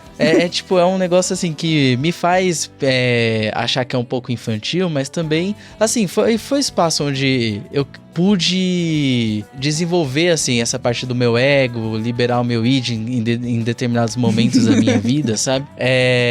E eu acho que o Kanshou, ele assim, pra mim, pessoalmente falando, também é uma busca de contato, ao mesmo tempo com esse jeito de, né, consumir animes, mas também uma busca de contato comigo mesmo do passado, né? Esse contato com o Felipe criança também, né? E eu, de fato, assim, acho que Len, ele traz muito isso. Ele traz essa oportunidade de você se pegar dentro dos episódios, se questionando, refletindo sobre o próprio anime, autocompletando as lacunas que o anime vai deixando. E foi muito bom ter construído esse espaço mais uma vez nessa temporada. Agora, eu vou na contramão aqui do final e dizer que eu não vou dar nota. Não vou dar nota pro anime, porque eu... Nesse momento eu não vejo sentido dar uma nota pro anime. Mesmo que eu fale, eu achei um anime nota 8. O que isso quer dizer? Se eu der Você deu uma nota aí, ó, acabou. Não, se eu der, calma lá, se eu der Um hipotético. 8 pra Len e 8 pra Cavaleiros do Zodíaco, tá ligado? O que isso aí quer dizer? Por que os dois são nota 8, tá ligado? Quer dizer que você é burro, cara, dá 8 pra Cavaleiro do Zodíaco é foda. Vai tomar no cu, sai do meu podcast. Tô aqui no momento aquela emocionante. pessoa que não atualiza mais as notas no My Anime List, né? Aí tava lá 10 anos atrás, 8 escrito. Não, pô, assim, eu acho que, assim, categorizar como nota, às vezes tira um pouquinho do que o anime pode ser. Não diz tanto sobre o anime, a nota, quanto o que esses 13 episódios de Kanshou têm a dizer. Com certeza. É isso que eu quero dizer. Dito isso, nota 13. Nota 13, faz o L. 13 episódios. É isso. Faz o L, garotada.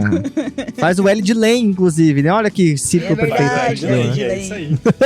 Todos É amem isso Len. aí. E também aí um agradecimento especial aos ouvintes, como o Nathan disse, né? A gente espera aí também poder ler, ouvir o que vocês acharam dessa temporada do Kanshou e também do anime. E fiquem com a gente para a nossa próxima temporada, porque nós estaremos lá. Vocês provavelmente sabem com o quê, mas não vamos dizer exatamente agora. Exato.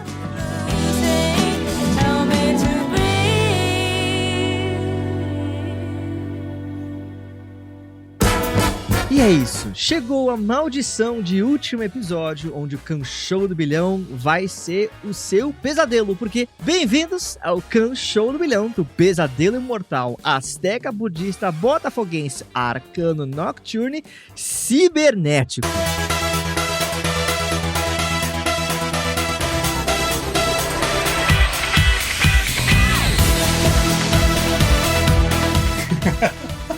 Deus do céu. Exatamente. Eu lembro que a gente começou a fazer isso lá na terceira temporada, de começar a adicionar os adjetivos. Agora a gente já tá com uma frase de duas linhas já, enfim. Tecnicamente foi na segunda temporada que a gente fez o Kanshou do Bilhão do Pesadelo. Aí depois, progressivamente, a gente começou a avacalhar mais. Mas é isso, né? Chegando na 20ª temporada, a gente vai ter basicamente o tamanho do nome do Dom Um Pedro. parágrafo, né? Vai ter o Fux lendo o negócio. E o desafio vai ser o soletrando de trás pra frente. Soletrando de trás pra frente. Enfim, meus queridos, estamos aqui na nossa fase final do Kanshou do Bilhão. A gente bota os nossos convidados à prova de verdade. Isso aqui é o Ultimate Ninja Warrior do Kanshou e a gente trouxe 3 fases nesse episódio final do Kanshou do Bilhão. E hoje vai ser realmente o tudo ou nada pra gente descobrir quem vai ser o vencedor e o perdedor, né, Lud, do Kanshou do Bilhão. Eu ainda tenho uma palpite. Eu espero que tenha, na verdade. Não sei. A gente tentou deixar tudo difícil pra todo mundo. Mas enfim, a primeira fase é a fase da linguagem. Felipe, você quer então me explicar como vai ser essa fase? Fase da linguagem. Dividida em 2 etapas, cada jogador terá que ouvir um áudio extraído dos episódios de Len e adivinhar na que cena se referencia. Nessa primeira etapa, os jogadores terão que ouvir um áudio referentes aos episódios dublados, porém, ele estará invertido. Meu Deus do céu, cara. Então, a gente separou um áudio para cada nessa primeira fase. E Lud, começa com você. Nós estaremos colocando o áudio aqui no chat. Você vai dar play. E assim que você terminar, você vai falar pra gente que episódio é esse, que cena é essa, o que tá acontecendo, beleza? Vamos lá. Jogando então na roda o primeiro áudio revertido e dublado em português para o Lud. Vamos ver. Está na mão. Rodando.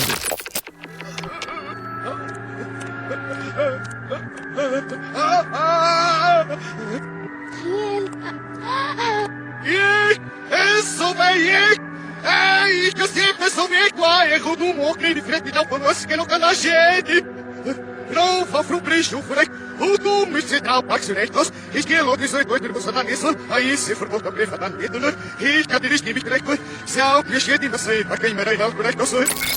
Eu não lembro qual que é o número do episódio, tá? Específico. Mas eu tenho quase certeza que é da cena do cara se suicidando no Sibéria ali. Certíssima resposta, Ludovico. É a cena do tiroteio no episódio 2. Exatamente a cena que o cara está tendo um ataque de pelanca depois de, sei lá, usar a Xela até morrer e, sei lá, ameaçar crianças com uma arma, seja lá o que porra tá acontecendo nesse episódio. Mas é isso, certíssima resposta. Você ganhou 3 pontinhos por enquanto. Olha só que bom. Muito obrigado. Caraca. Podia passar por um episódio de lei em russo, né?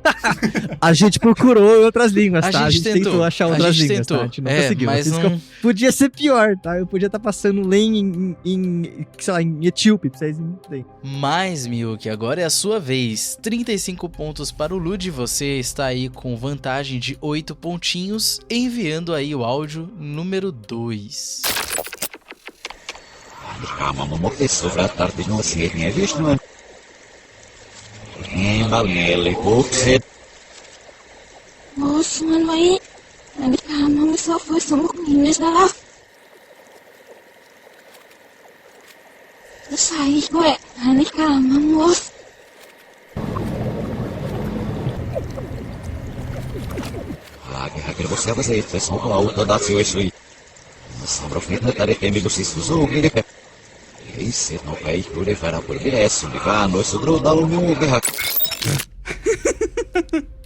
What?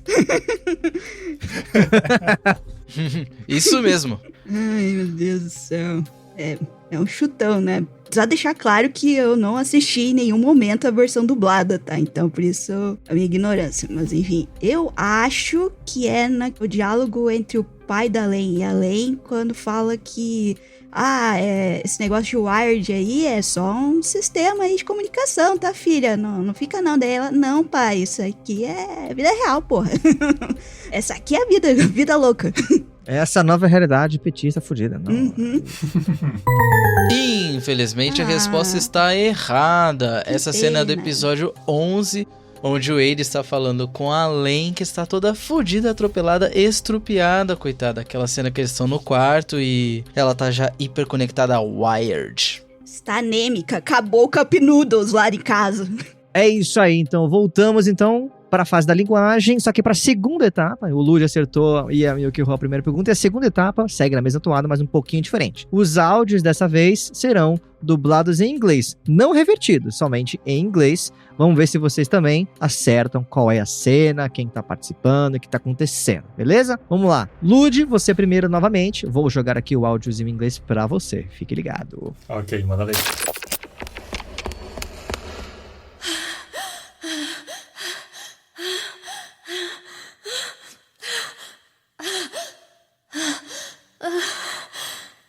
What's going on? I usually have dinner with my mom and dad about now.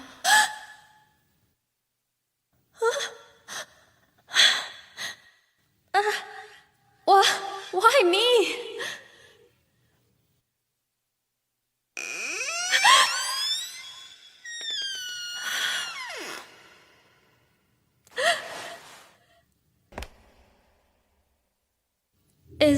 Is someone there? Esse aqui é muito fácil. É o nosso roteador favorito, correndo de medo, alucinando com a profecia no banheiro ficcional ali, antes dela ter um derrame cerebral. Perfeita resposta, Lud. Correto? É isso mesmo. A descrição foi perfeita, eu não poderia ter ficado melhor. Reinterprete a cena. Nosso roteador favorito levou aí mais 3 pontinhos, aproximando você de 38 pontos contra 43 da Miyuki. Vamos ver o que acontece a partir de agora. Vai lá, Felipe. Vamos lá, Miyuki. Segundo áudio aí, então. It's amazing.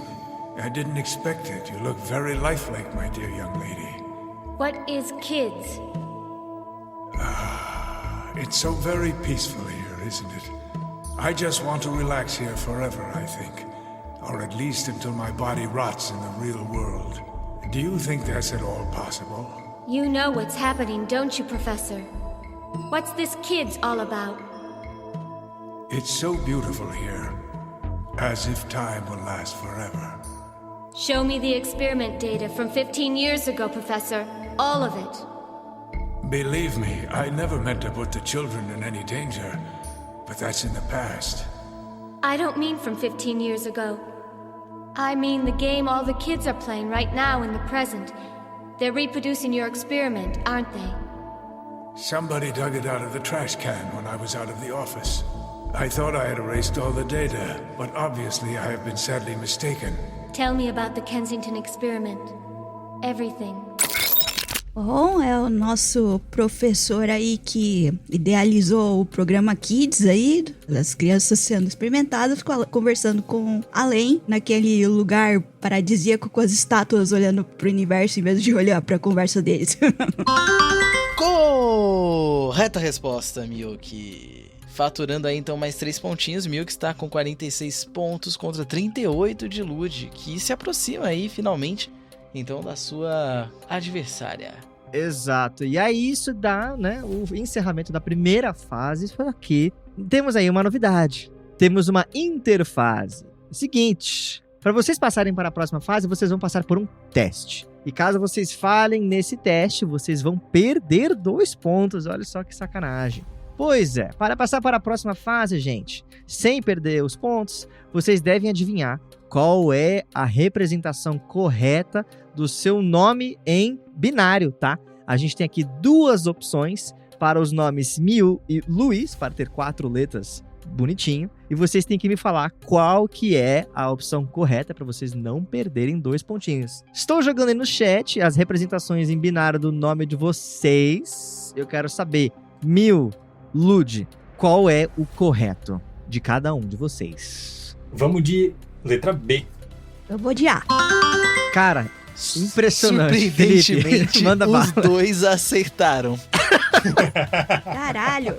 Nem Parece fudendo. mentira, mas é verdade. Os 2 acertaram e não perderam os 2 pontos. Podemos ir, então, sem perdas para a fase número 2.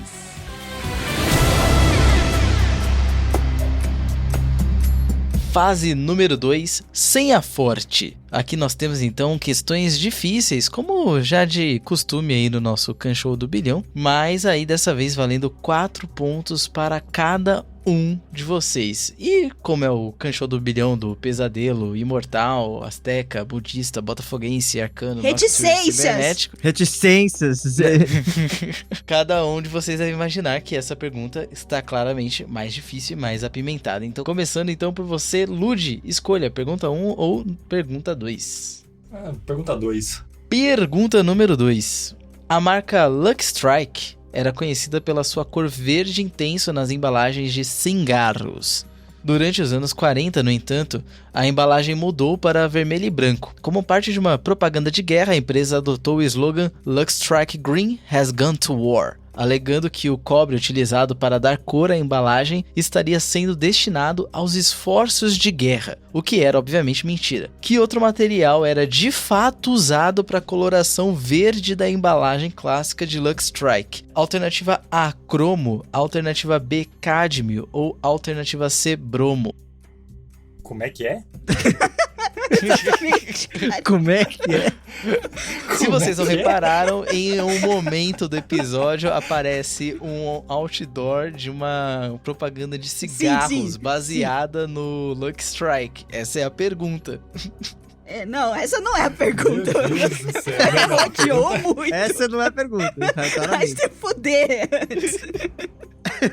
Por isso que vale 4 Jesus pontos. pô. amado, velho. Eu tô aqui como advogada do Lud, tá? Isso aí é muito sacanagem, vai se fuder. Finalmente aconteceu a união, né? Você é parte interessada, não pode. Meu Deus do céu, velho. Vamos de letra C. Letra C, de bromo. A resposta está errada. A alternativa correta é a letra A, de cromo, aonde é o metal correto, né? Se não me engano é óxido crômico, que também dá coloração verde. E, na verdade, era só uma propaganda da Lucky Strike se aproveitando aí do momento político que os Estados Unidos estava vivendo para vender mais. Quem diria, não é mesmo? Pois é. Que não coisa eu soubesse ridícula, disso. que propaganda ridícula. Propaganda ridícula. Como se eu fosse saber também qual o material que deixa verde. Mas enfim. Vamos lá. Miyuki, a sua pergunta não que sobrou a pergunta número 1, que diz o seguinte. A British American Tobacco lucrou muito durante a Segunda Guerra Mundial, uma vez que seus cigarros Lucky Strike estavam presentes em alguns dos kits de mantimentos militares das tropas norte-americanas. Quantos cigarros haviam nos kits da Sea Rations, né, nas rações do exército americano? Quantos cigarros de Lucky Strike eram costumados a serem embalados juntos? Letra A, 5 unidades de cingaro. Letra B, 7. Ou letra C, 9. Será que eles eram supersticiosos? Eu vou botar 7. 7. Eu gostei da resposta da superstição. Pena que não é a resposta correta, porque a resposta correta é a letra C, 9. Cigarro pra Dedéu. Pô, foi generoso até. Eu achei Generosa, deixa um ia pra botar quando você só estiver 5. morrendo. Exato, para botar 5. Se você tiver sorte o suficiente, a sua morte vai ser lenta e indolor. Exatamente. Já dá pra fumar uns 3 só enquanto você morre do buraco da bala. Enfim, bizarríssimo. Vocês não acertaram as questões difíceis, mas tudo bem. As coisas ainda podem piorar, porque passar para a fase número 3, existe uma outra interfase que Meu diz Deus do o céu, cara. seguinte. Vocês devem adivinhar, na mesma toalha do outro, qual é a representação do nome de vocês em hexadecimal. Exatamente. Fizemos a mesma coisa. O nome de vocês, só que em vez de binário, está em hexadecimal. Estou colocando no chat aqui letra A ou letra B também, 50-50, para vocês, enfim, terem uma chance de não perder 3 pontos dessa vez, tá? Em vez de 2, vão ser 3 pontos. E caso alguém perca, a diferença entre pontos de vocês pode diminuir violentamente. Então, digam aí para mim, Milk, Lud, qual que é o nome de vocês em hexadecimal? Natan, você não quer levar a gente pra jantar primeiro? Não. Tomar um vinho. Esse já é o nosso 13º encontro. Sim. Acho que já tá nesse ponto, já. Entendeu? E você não me pagou um hambúrguer. Ah, tá bom, Lorde Vinheteiro. Pior que eu acho que o Nate me pagou quando ele veio pra Curitiba, droga. Não tem desculpa. Cara, vamos de letra B de novo. Eu vou chutar, mas eu vou me arrepender. Gente, impressionante. Ambos novamente acertaram, não perderam os 3 pontos. Meu Deus do céu. Eu tô perdendo 5 litros de suor aqui. Eu tô perdendo, caralho. Tomem água Eu enquanto tô vocês viajam com o perdendo show, sangue tá? Eu porque recomendo, é só por favor. pernilongo aqui, velho. Por favor, Pelo amor de Deus. não percam um show do Bilhão por desidratação, tá? É isso aí, meus queridos. Vamos para a fase 3 e a fase final do Cão Show do Bilhão.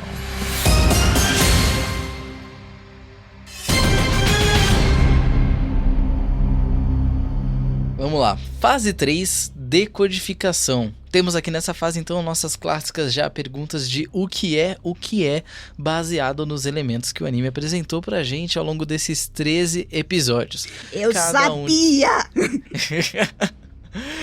Velhos hábitos nunca mudam, né? Cada um de vocês terá aí uma pergunta para adivinhar, que valerá 5 pontos cada uma. Então, Lud, a sua pergunta é a seguinte. Preparado? Nunca, mas manda ver. Essa não é a sua pergunta, tá? Né? Podia, né? A resposta tinha que ser sim, tá ligado? Ele já errou, tá ligado? Vamos lá. O que é? Sou pequeno, mas o meu efeito é enorme. Mudo a percepção do mundo. Esqueci de falar que dessa vez vocês terão alternativas, que não é costume, né? Sempre aí no que é. Alternativa A. é o Axera, alternativa B, computador da LEN, ou alternativa C, a própria Wired. Alternativa A, a Oxela. Alternativa A de Axela, a resposta está exata. Parabéns, Lud, você Obrigado. finalmente aí conseguiu um desempenho não lastimável no Kanshou do bilhão, né? Eu tô Uma geralmente hora surpreso, chega. cara. O Lud foi bem, porra.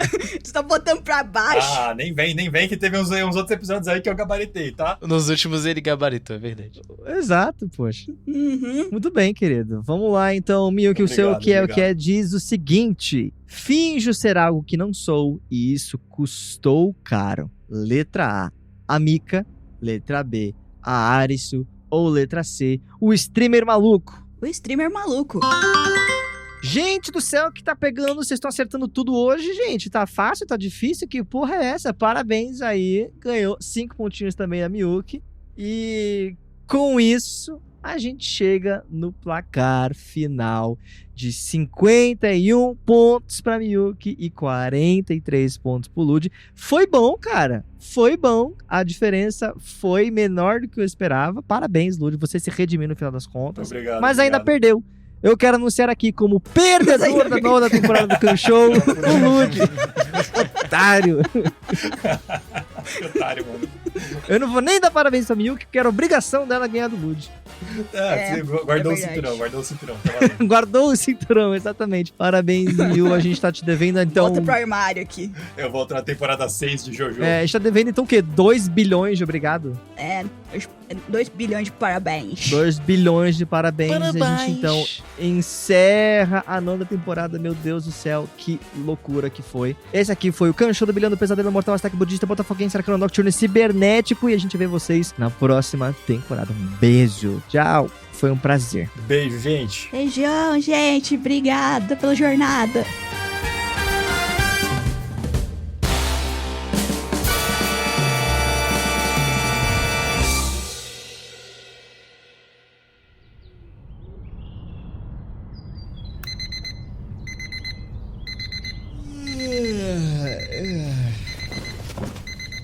Ai, mais um dia. Tem que tomar café, ir pro trabalho. Meu Deus do céu. Ei, preguiça boa. Então, vamos lá, né? Ai.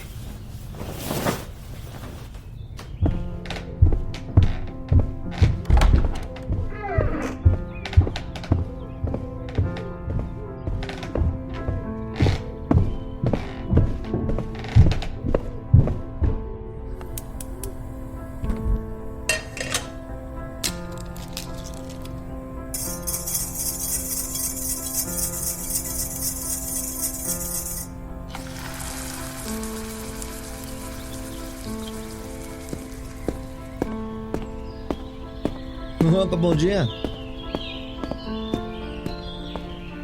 Olha só, a mamãe da sorte. Que estranho, por que eu não consigo pegar essa moeda? Não é que ela tá grudada no chão, é como se eu não conseguisse passar os meus dedos por ela. Ué, que bizarro. Ai, minha cabeça. Por que eu sinto como se eu estivesse esquecendo de alguma coisa extremamente importante?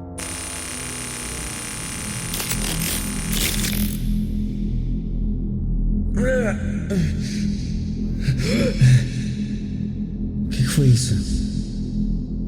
Eu sinto como se a realidade ela tivesse translúcida na ponta dos meus dedos.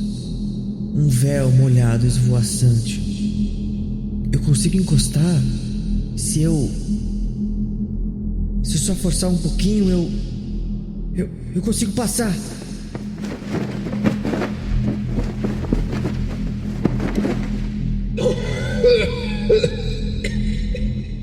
Nora, ser humano petulante.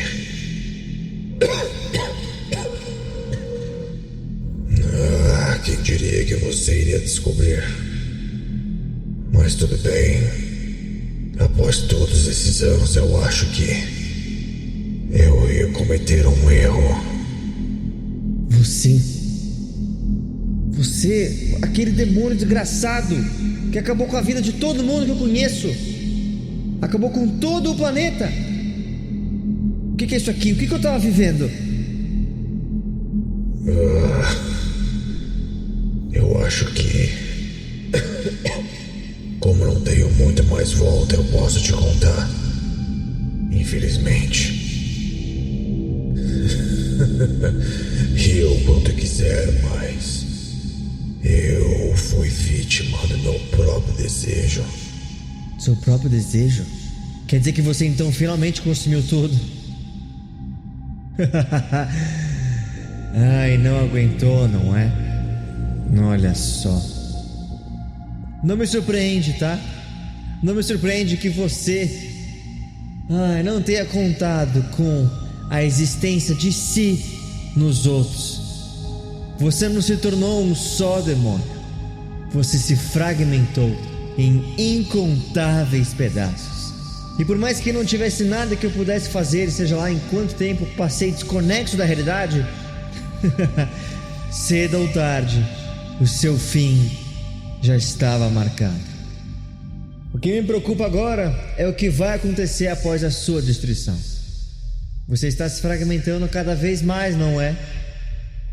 E aí? O que vai acontecer daqui a 1 hora? Daqui a 10 minutos?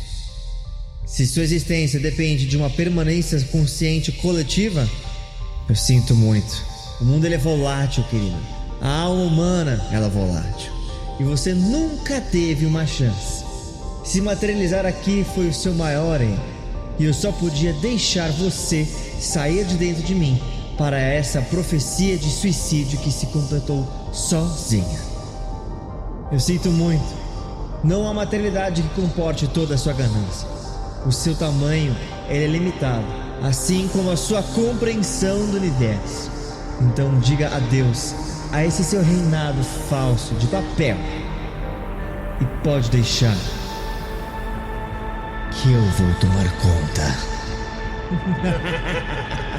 Suma daqui, peste imunda! Agora!